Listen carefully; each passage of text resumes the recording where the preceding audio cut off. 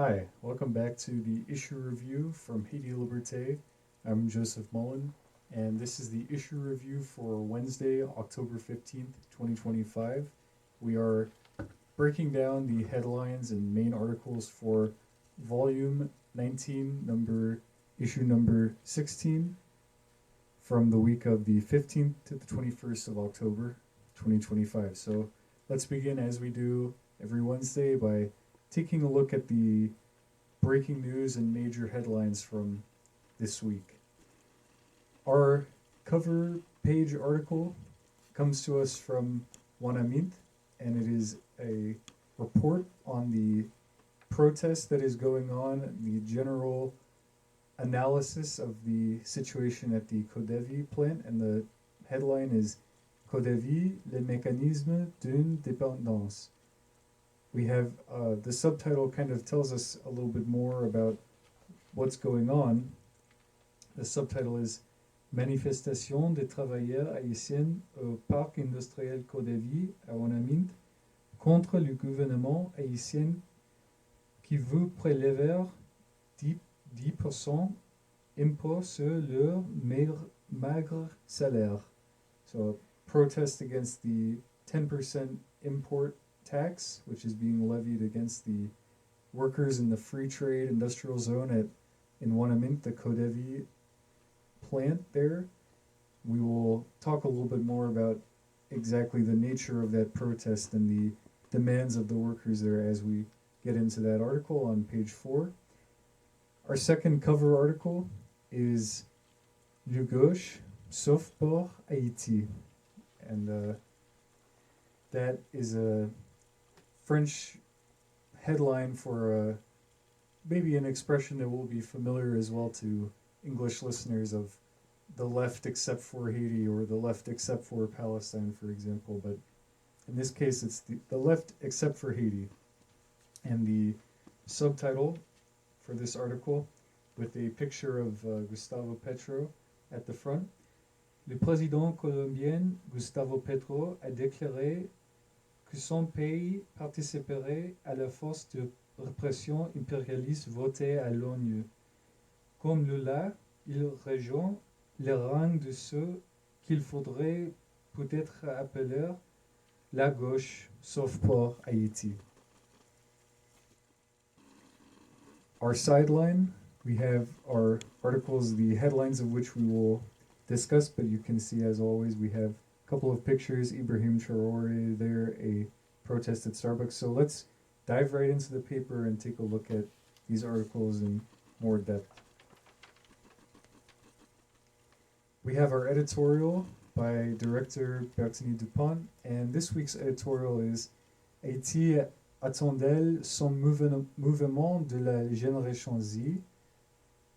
A theme that we had picked up in prior weeks, and we were discussing the youth movement. We talked about this in last week's podcast. This week in Haiti, a little bit, Kim Ives and myself discussed the youth movement and its presence in Haiti, and Generation Z, of which I have somewhat recently remembered that I am a part of, but how Generation Z needs to balance social movements with technology, with not over relying on technology as the medium through which revolutionary activism is driven.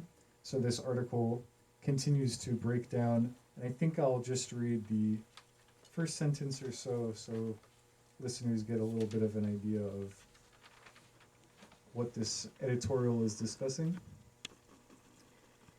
Le 1er octobre 2025, une rébellion de la jeunesse aurait dû éclater en Haïti. Certains se sont même demandé s'il ne s'agissait pas du mouvement de la génération Z pour se débarrasser des élites violentes et corrompues, comme c'est désormais courant dans de nombreux pays où la jeunesse proteste contre la pauvreté, la misère, le chômage. Une génération qui réclame un avenir meilleur par la voix courageuse de jeunes de tous bords, des jeunes qui se sont élevés pour dénoncer les classes rétrogrades, tout en les faisant prendre leurs jambes à leur cou. Malheureusement, le mouvement n'a pas été lancé comme prévu. Ce report du soulèvement n'est guère surprenant. And broadly speaking, this is lamenting the fact that the youth revolution actually, which was promised, hasn't manifested. And that is not said with any condemnation. It's said instead with encouragement, trying to remind the youth that revolutions take time and they digest slowly but surely. And so in Haiti, as in Nepal, as in hopefully as well the global north and the inside the belly of the beast, there is the need for the youth to continue agitating, continue placing themselves as part of the vanguard movement of the revolutionary struggle.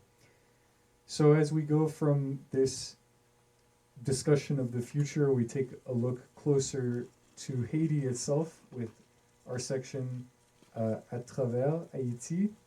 And this cover page article, which we talked about the headline, we'll break down a little bit closer just how Petro continues to be a slippery fish, let's say, in terms of his positioning on Haiti. And we had previously, I believe, actually last week's edition, had the centerfold of his speech about Palestine.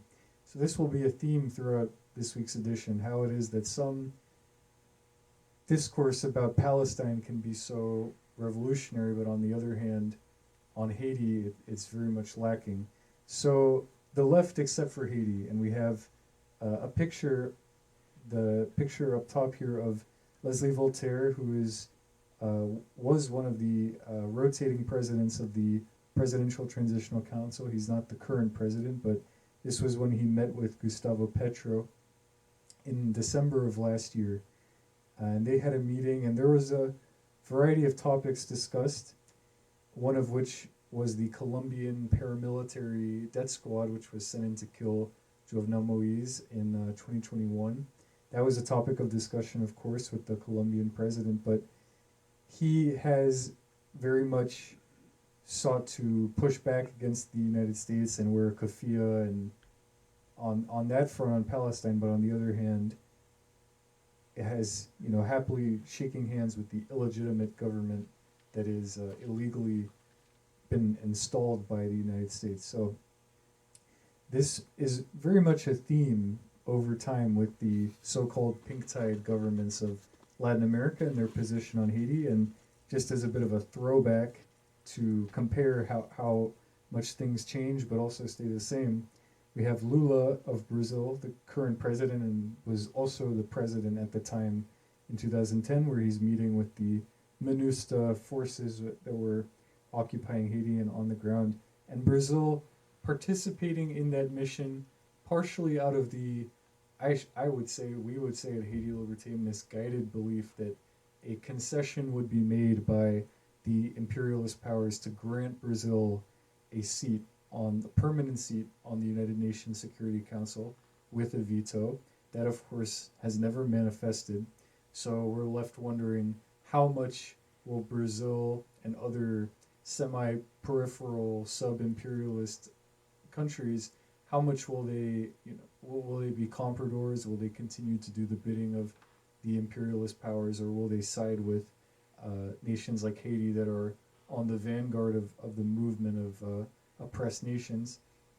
Because up to now we have just the continued trajectory of Colombia, Brazil, the Dominican Republic as well, serving as proxies for the imperialist powers.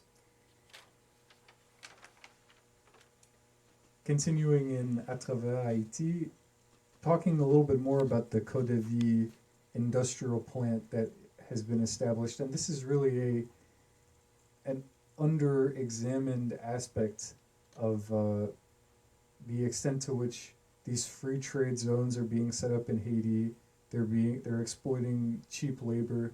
This was both of these articles are by Kervins Lusant.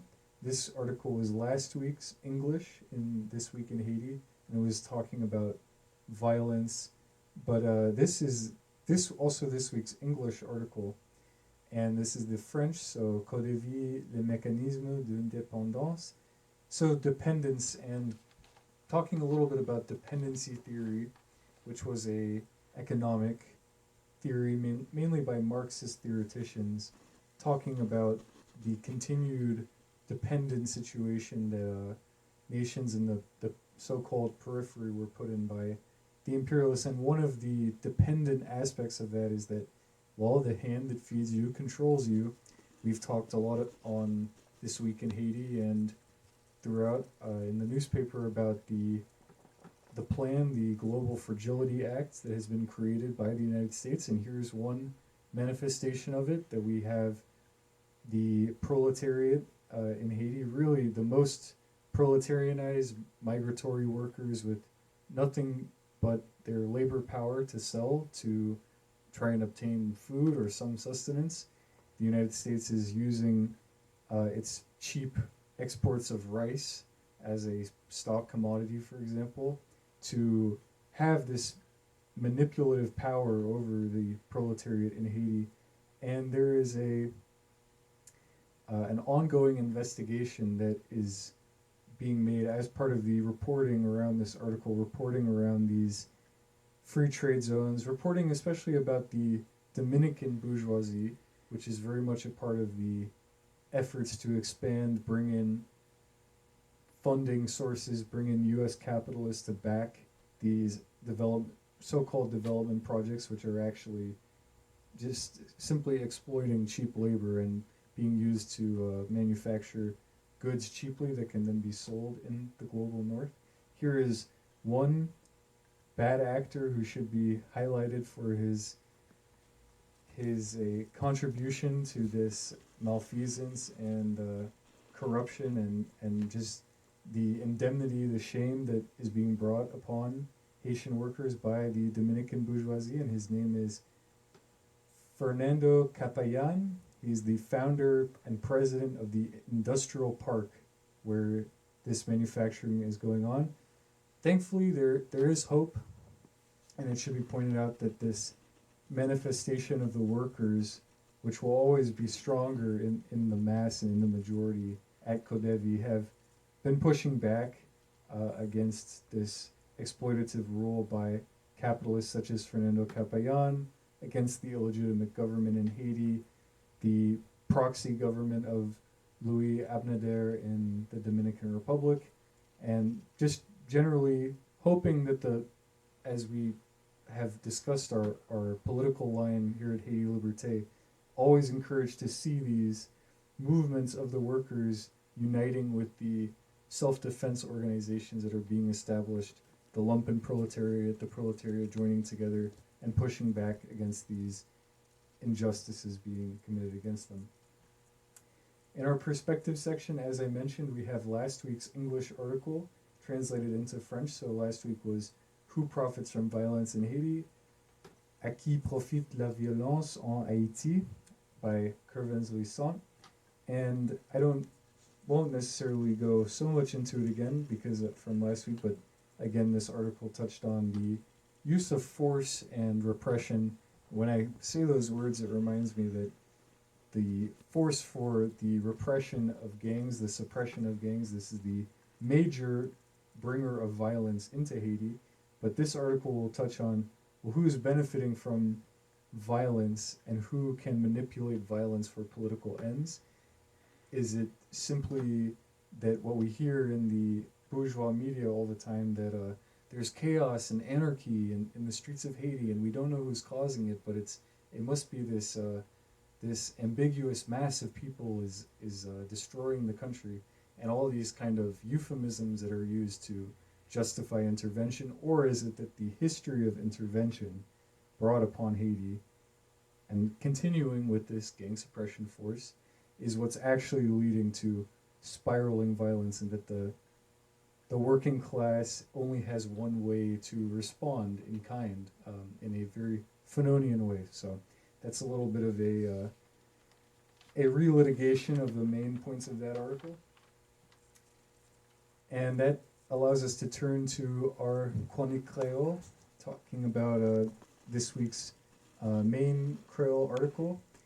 So we have De Abolocho Politique, Ronnie Timothée ak Dr. Louis Gérald Gilles.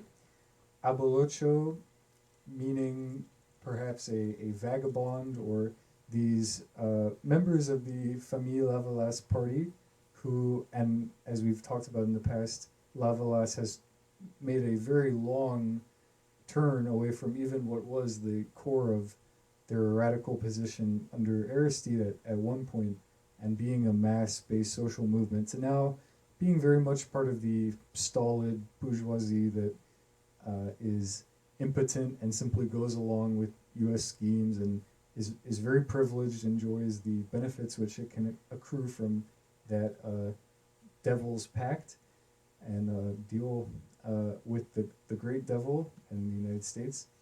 But so this article talks a little bit about these two members of Lavalas and their nefarious dealings. So one can read more in Creole about that a little bit, and it just goes to say that Lavalas has gone a very far away from a formerly revolutionary organization to now a very impotent comprador bourgeois organization. And they may be former members. Former members of Lavalas, but yeah. Suffice it to say. We have an ad as well worth pointing out, which is a marche rassemblant pour la défense des logements sociaux. And this is taking place in New York. This is a protest for defending social housing being run by NYCHA, being attacked by New York City's administration, and wondering if that will change at all with the possible new Democratic Socialist administration. We'll wait with bated breath to see that, but here is a march taking place on the 7th of September, on the 7th of November at 4 o'clock at Hudson Guild, 441 West 26th Street. So have an ad for that if anyone's in New York. Continuing in our perspective section, we have a discussion around ALBA, which is the Alliance of Bolivarian States for the people of Latin America, ALBA de los Pueblos, and ALBA Movimientos, so the various social organizations, people's organizations, and socialist or people's-led states that are backing ALBA, such as Venezuela, Cuba. So the headline, Les mouvements de l'ALBA dénoncent l'intervention militaire de l'ONU et des États-Unis en Haiti.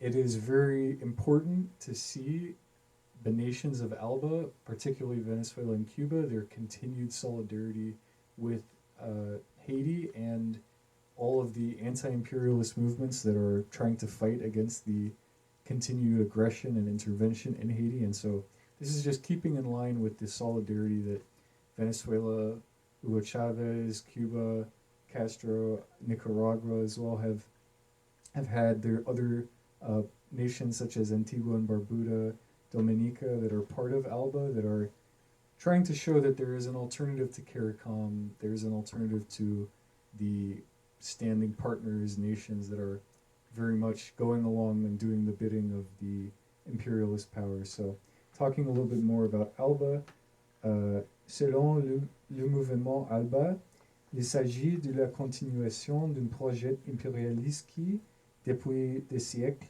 cherche à étouffer la volonté d'Haïti.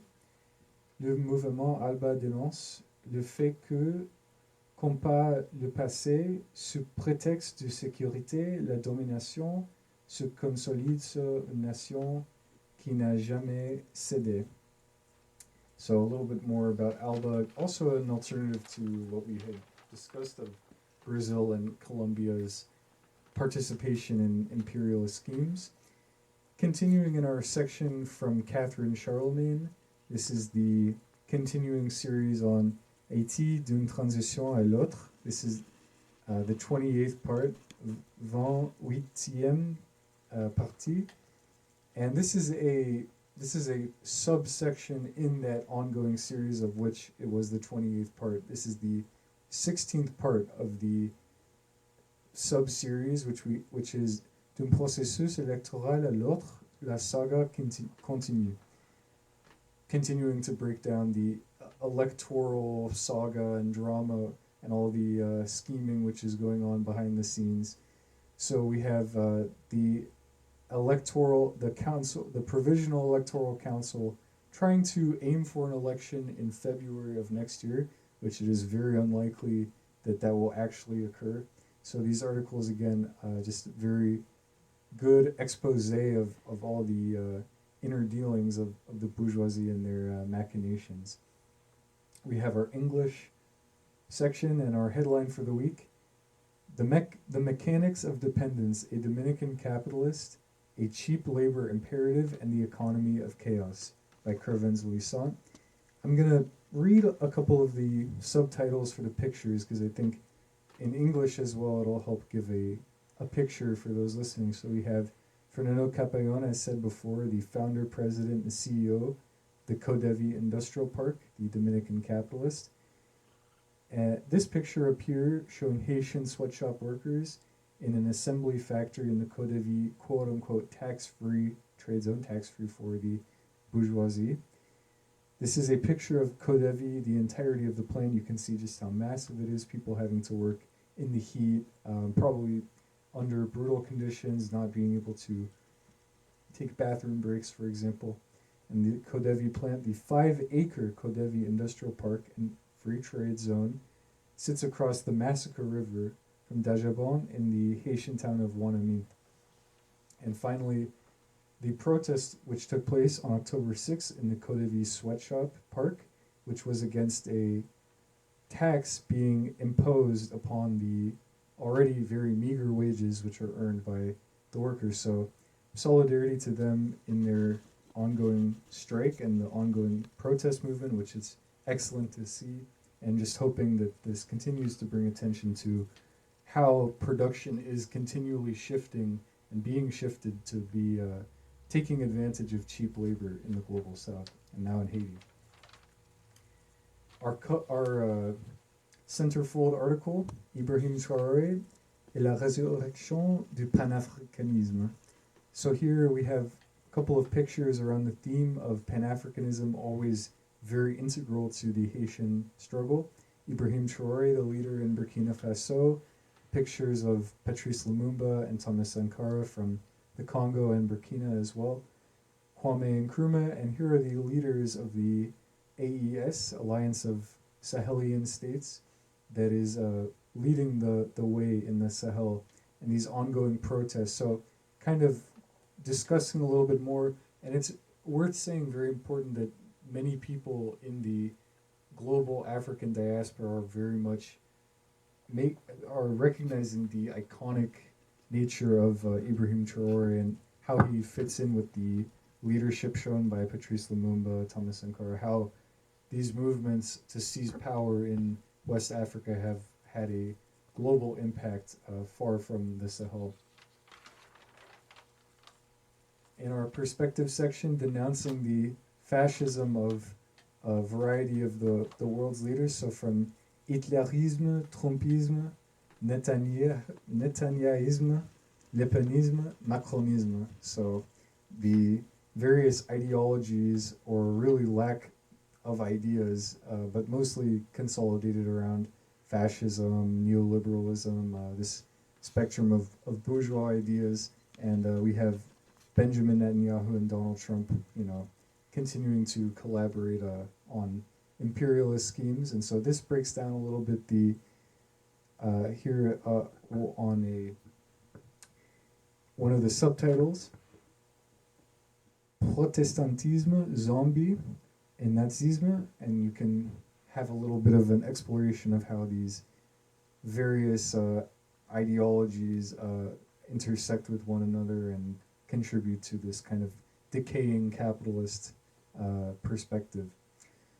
On a brighter note, and relating to the March of Pan-Africanism that we had previously explored, across 4 different countries in Africa, we have Madagascar, Maroc, Côte d'Ivoire, Guinée-Bissau, même cause, même effet, showing the movement that is going on. Des soldats malgaches se joignent aux manifestations de la Génération Z, connecting the soldiers and the very much proletarianized military forces to the youth movement, which is always undergoing, struggling for the future. And here's another protest as well. No jobs, no future, no VAR needed.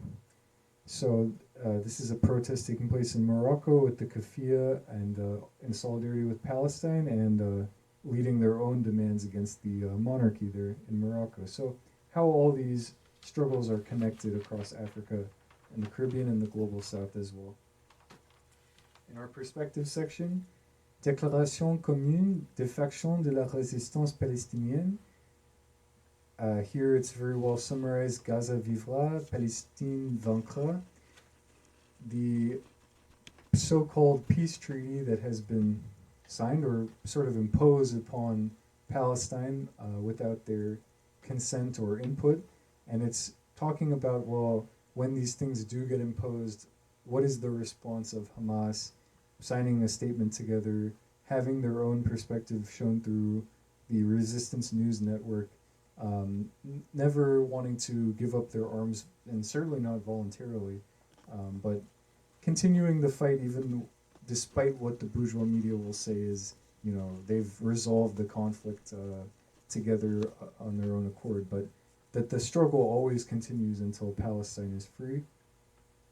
We have Abinader évite de commenter l'absence de la présidente mexicaine au sommet des Amériques.